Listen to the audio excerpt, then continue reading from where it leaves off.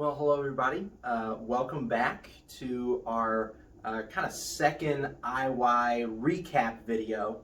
The last video covered weeks 1 through 7, and you'll notice it was pretty long, especially if you watched it. You know that it was pretty lengthy.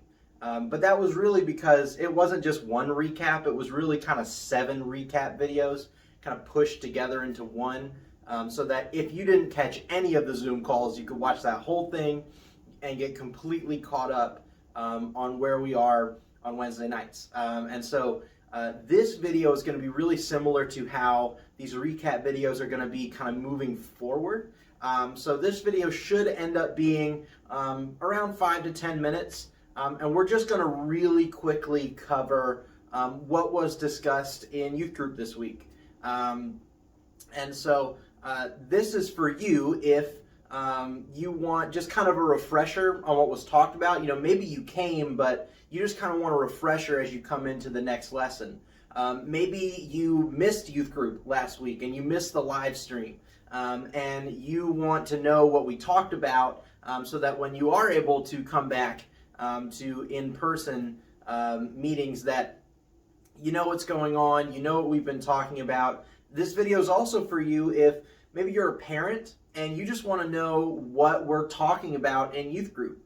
This would also be a great resource for you as a parent to follow up on what's being taught on Wednesdays with your kids throughout the week. You know, one thing that I've mentioned to a couple people several times is, you know, we as the youth staff get a very limited amount of time with our students compared to the amount of time that our parents get to spend with our students. And so if you're a parent, we want to equip you to minister to your kids well. And so these videos will hopefully be helpful in you being able to do that. But so I don't want to ramble anymore about what this video is. I want to just get into the video and just kind of talk about what was discussed this week at youth group. So we've been going through this kind of book series titled The Whole Story of the Bible in 16 Verses. You know, lessons 1 through 7 kind of brought us through creation and the early parts of human history and God's promises to Adam and Eve, and then to Abraham, and then to Judah. And you know, one of the big themes in the first 7 lessons was this idea of a coming Messiah. This idea that the Old Testament is looking forward to someone who's going to come and be a perfect sacrifice, be someone who can pay the price for the sin that entered into the world through Adam and Eve. That the Old Testament is looking forward to that. And so this week, you know, we're in the 8th part of this study, and we looked at the life of King David. And more specifically, we looked at 2 Samuel chapter 7, verses 8 through 14. And so you can feel free to pause the video right here and go read those verses if you haven't read them yet. I would encourage you to do so because we're kind of going to just fly through. So really what these verses are talking about are the promises that God makes to David. This is also known as the Davidic covenant. And this covenant, similar to the other covenants that we've talked about, is really an extension of the covenants that came before. So just like the covenant to Abraham is an extension of the covenant to Adam and Eve, and then the covenant to Judah is an extension of the covenant to Abraham, the Davidic covenant, the covenant that God makes with David here in 2 Samuel, is really an extension of those covenants that have come before. But when we look at this covenant, we see one, that God is promising a royal line to David, but he's also promising a royal line that will last forever.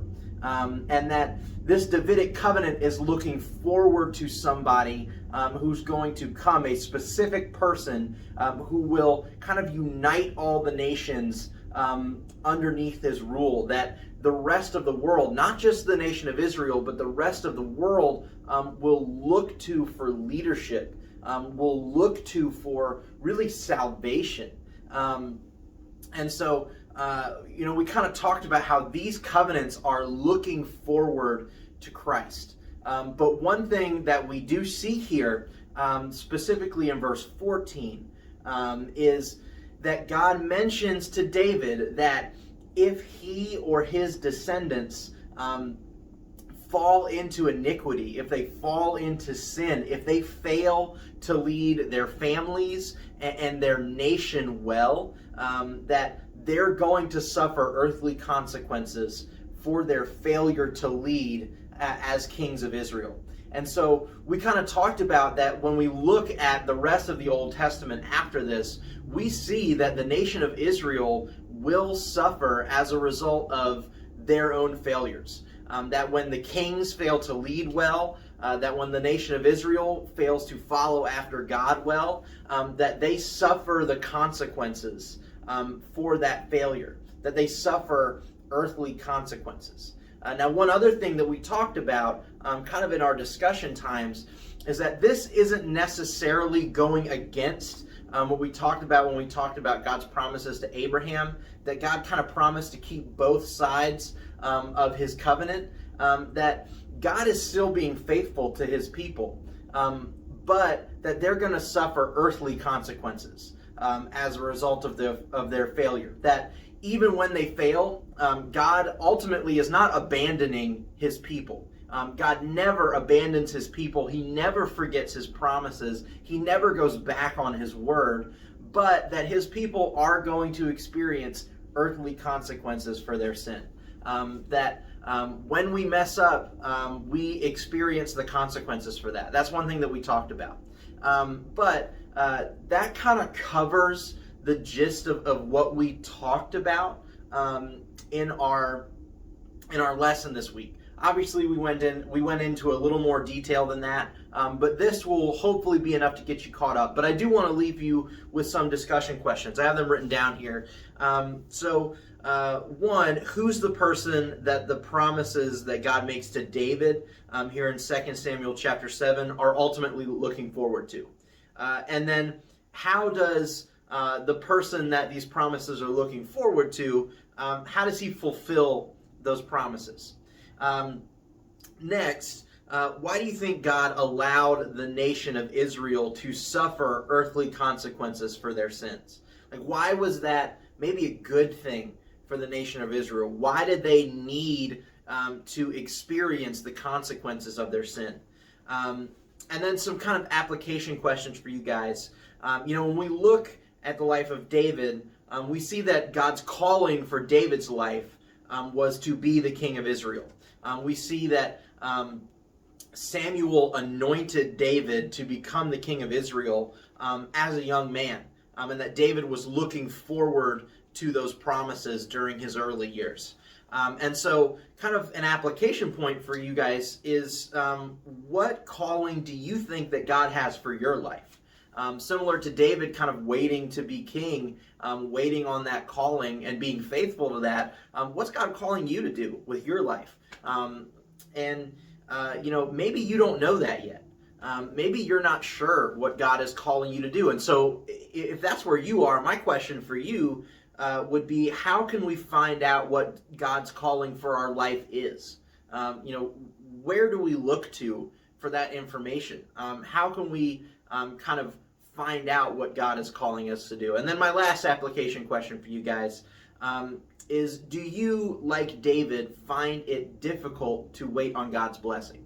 Right? That David had to go through kind of a difficult period in his life where Saul was still the king of Israel, and David was waiting for the time when God would call him into kingship. And so for you, as you think through what God's calling is for your life, do you find it difficult to have to wait on some things as God is calling you to certain things in your life? And then, as you think through that, just think about, what are some ways that you can kind of cope with the difficulty of waiting on God's calling, right? Like, how can you practice patience? How can you still worship God even while you're still waiting on God's kind of providence and provision in what God has called you to do in the midst of the waiting? How do you work through that? So thanks for joining us. I hope you enjoyed the video, and I hope to see you in person next Wednesday. Bye.